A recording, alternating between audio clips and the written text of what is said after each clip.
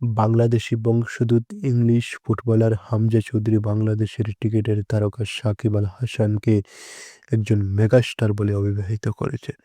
হামজা, যিনি English club star সিটির হয়ে খেলেন, বাংলাদেশের ক্রীড়া অঙ্গের প্রতি তার যে ভালোবাসা প্রকাশ করতে গিয়ে সাকিবের তিনি প্রশংসা করেন।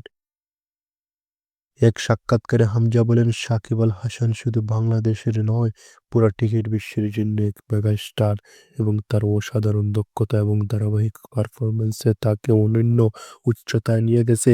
তিনি আরও বলেন, বাংলাদেশি হিসাবে সাকিবের অর্জন তাকে গর্বিত করে এবং তিনি সবসময় বাংলাদেশের ক্রীড়া সংস্কৃতির জন্য তিনি কাজ করতে চান। সাকিব আল হাসান বাংলাদেশের ক্রিকেটের ইতিহাসে অন্যতম একজন সফল ক্রিকেটার।